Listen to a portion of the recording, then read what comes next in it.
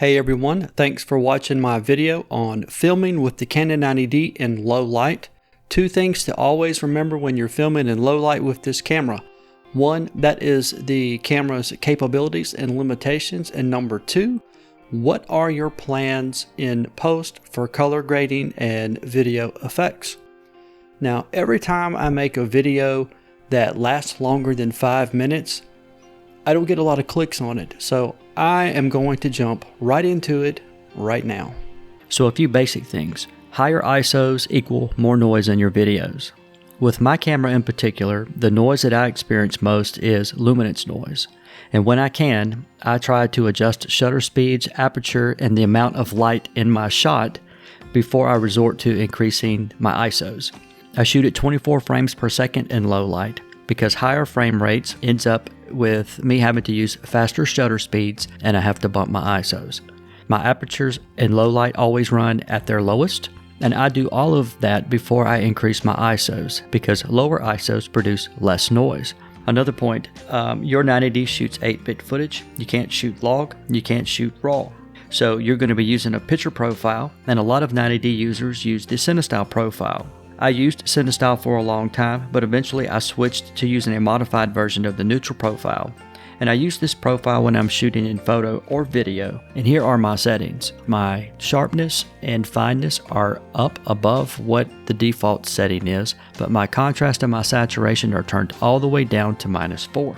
I switched to the neutral profile because I like more color and contrast in my videos. If you like making low contrast videos, you may prefer CineStyle. I'd suggest trying out both of these profiles and see which one works best for your aesthetic. And you may also switch between these profiles depending on what kind of video you are making. But you have to remember this, regardless of which profile you're shooting in, you are going to be grading and correcting and editing 8-bit low light footage at the end of the day. For me, I try to use a picture profile that will get me as close to my final vision as possible in camera. If you have the option, shoot your low light shots in multiple ISOs and then choose in post which one is the best for you. For example, in post, I like 3200. It was bright enough for what I was wanting to do, and luckily, it didn't have a lot of noise in it. Now, if you don't have the option of taking multiple shots, then do your best to get your exposure right in camera. If you raise your brightness in post, it affects your colors as well as the clarity of your shot. And increasing brightness will introduce noise. So the closer you get the exposure right in camera, the fewer headaches that you will have in post. When you're trying to get your exposure right, use your histograms in video mode. You can also, if you like, switch over to photo mode and use spot metering to check your exposure on your main subject. Just make sure that your ISOs and shutter speeds match your ISOs and shutter speeds in video. And use your eyes. Does the shot look good on the LCD screen? I wish the 90D had more exposure tools like zebras, but it doesn't. If you can, shine some light on the subject of your shot or move your subject into a better light. And on adding light to your low light shots. Added light to shots affects color and saturation.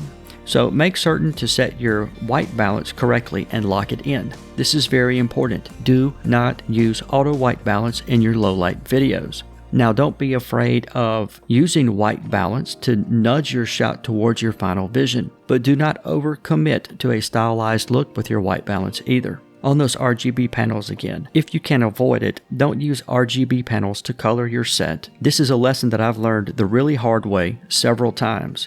If you want your shadows to be cool, cool them down in post. If you want a warm fire flickering in your shot, fire it up and flicker it in post. Those RGB panel colors and effects, even with the CineStyle profile, are going to be baked into your 8-bit footage. In this shot, my panels were set to 5600 Kelvin and my white balance was locked at 5600 Kelvin.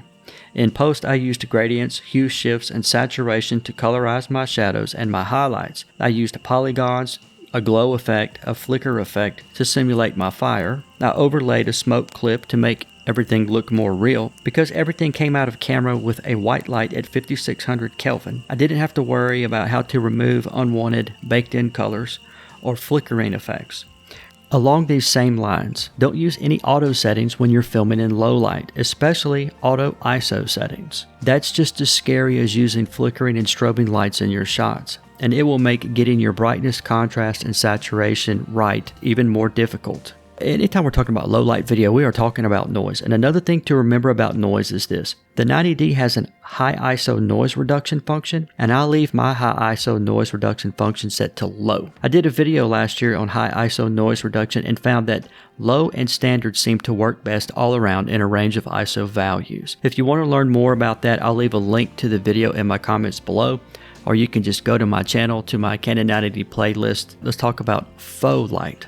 I shot this video in low light conditions on purpose, but there is a difference between shooting in low light and creating a low light shot for your films and videos. Here, I turned up my lights and reduced my ISOs to 800. In post, without having to worry so much about noise, I can easily reduce the exposure of this shot and make other adjustments to make it appear as if I shot it in a low light scene. Your autofocus is much more reliable in a well lit scene also. So you can shoot your shot in normal light and then make it look like a low light shot. Go with the faux light if you can every time. So I think the goal with the Canon 90D is, considering its limitations and considering what it is that you plan on doing with your footage in post, is to get an image as close as possible to what you envision without having to break your footage to pieces in post. Don't overcommit in camera, but also don't use automatic white balance and auto ISOs in your low light shots. And one other thing, this video and these tips mostly apply to those who are trying to get realistic looking low light shots. If you're going for the psychedelic disco look, a music video, or some highly stylized artistic look, you may want to use RGBs and lighting effects